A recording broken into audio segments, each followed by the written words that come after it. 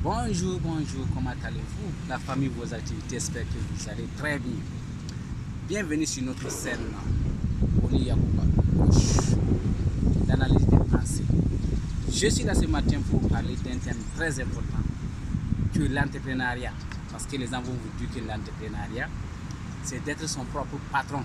Mais ça ne suffit pas. Suivez-moi dans la première partie, la deuxième et la troisième partie pour comprendre que l'entrepreneuriat ne se limite pas seulement à être son propre patron. Parce que premièrement, dans l'entrepreneuriat, rassurez-vous que vous allez échouer et encore échouer plusieurs fois. Vous allez échouer plusieurs fois. Mais si tu n'as pas l'idée, tu n'as pas cette conception que dans l'entrepreneuriat, il faut échouer d'abord avant d'être un entrepreneur parfait. Une fois que tu échoues la première fois, tu risques d'abandonner.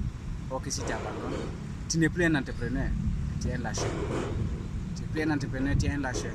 Donc dans l'entrepreneuriat, ne voyez pas vite que vous êtes devenu votre propre patron, mais regardez d'abord les étapes que vous allez franchir avant d'être votre propre patron.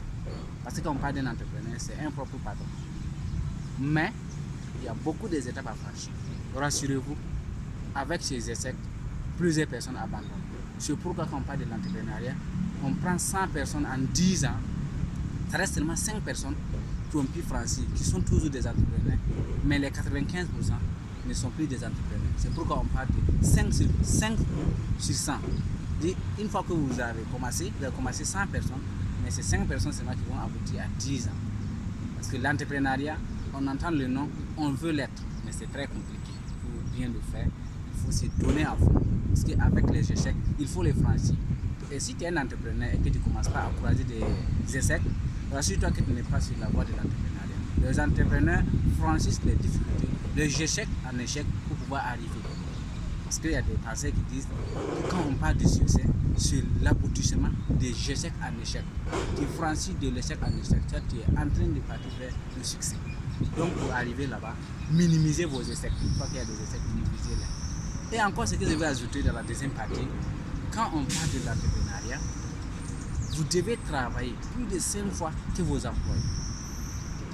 Il ne faut pas dire que je suis le boss, le patron, et que je dois me reposer. Non, l'employé, lui, il vient seulement si tu lui dis qu'il va venir, si c'est sa vente seulement qui est son travail, il va venir vendre seulement. Si c'est être secrétaire seulement qui est son travail, il va être secrétaire seulement. Si c'est la gestion seulement qui va être un gestionnaire seulement.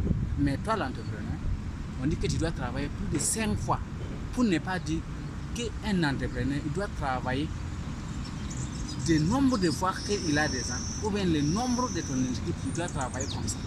S'il a 20 employés dans ton équipe, il doit travailler 20 fois plus que chacun dans son entreprise. Parce que chacun, il doit vérifier chaque poste si ça va. S'il n'a pas le droit il ne vérifie pas chaque poste si ça va, il risque de faillir facilement. C'est pourquoi on dit que la plupart de l'entrepreneuriat, au-delà des essais qui sont là, il faut aussi suivre les formations. Les différentes formations. Parce que la gestion des stocks, si tu as pris une gestion des stocks, tu dois connaître les notions sur la gestion des stocks. Si tu as pris quelqu'un sur secrétaire comptable, tu dois avoir des notions sur ça. Si c'est le marketing, tu dois avoir des notions sur ça. Sinon, tu ne peux pas les vérifier, ou bien tu ne peux pas comprendre comment faire ça, ou bien tu ne peux pas aussi savoir s'ils font le travail bien ou pas. Donc c'est pourquoi on dit que l'entrepreneuriat, c'est compliqué.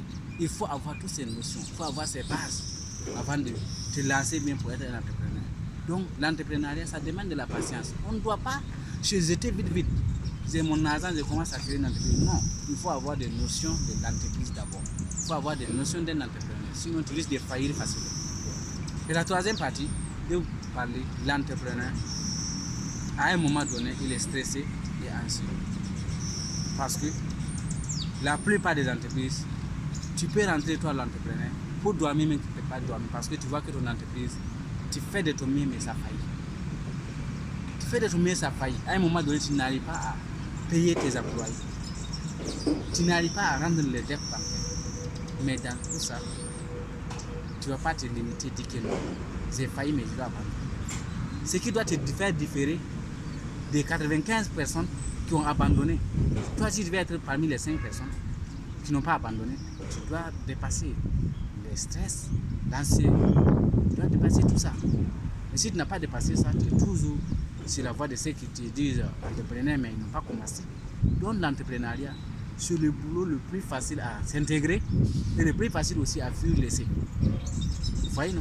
Il est facile à s'intégrer parce que tout à l'heure, tu peux te dire un entrepreneur. Il ne faut pas te demander des papiers, quels sont tes papiers pour l'entrepreneuriat. Mais tu vas abandonner aussi sans que tu déposes une demande que je vais démissionner. Parce que c'est comme ça que tu es rentré. Donc pour être un entrepreneur et que vivre la vie d'un entrepreneur et que respecter encore ce qu'on dit des entrepreneurs, être son propre patron, il faut vivre sous ses peines. Il faut dépasser ses stress. Il faut dépasser l'anxiété. Si tu les dépasses pas, tu deviens un souci. Donc nous tous, on est là. Quand on parle de l'entrepreneuriat, de sauter rentrer, c'est bon d'être un entrepreneur, c'est bon de sauter rentrer, mais des fois il faut connaître, avoir des notions sur ça. Parce que si tu n'as pas de notions sur ça, ça devient un souci. À un moment donné, tu vas abandonner. Le moment même que tu étais proche, ou bien à côté du succès, tu abandonnes parce que tu vois que c'est difficile. Quand on parle d'un entrepreneur, à un moment donné, tout devient compliqué, surtout la famille. Parce que l'entrepreneuriat, ce n'est pas permis à n'importe quelle personne de comprendre l'entrepreneuriat. Aujourd'hui, tu te lèves dans la famille, tu parles d'entrepreneuriat. Une fois que tu viens, tu les parles de ça dans la famille. S'ils n'ont pas de notions sur ça, ils vont commencer à critiquer. Ça peut devenir une haine entre vous encore. Mais un entrepreneur déterminé, il ne doit pas laisser les obstacles de la famille le décourager. Parce qu'il sait que la famille, ils ne sont pas contre lui. Seulement qu'ils ne savent pas, la famille ne sait pas réellement qu'est-ce qu'il veut faire. Donc si on ne sait pas ce que tu vas faire, il s'inquiète de toi un peu. Mais comme toi, tu es le maître de ton activité et aussi tu es le maître de ton entreprise que tu veux en créer et tu sais pourquoi tu veux la créer, tu ne peux pas prendre ça comme obstacle. Mais celui qui n'a pas de notion sur ça, il risque de prendre ça comme un obstacle et devenir un problème. Voyez, dans l'entrepreneuriat, il faut que vous se mettez au sérieux, vous ayez les bagages nécessaires et potentiels pour pouvoir aboutir. Donc, c'est ce qu'on appelle l'entrepreneuriat. Partez-vous. Et si vous voulez devenir des entrepreneurs, on vous invite à nous suivre sur notre page YouTube. Dans ça, on vous donne toutes les informations nécessaires ou bien les informations nécessaires sur l'entrepreneuriat. Donc, merci beaucoup, je vous remercie très bien.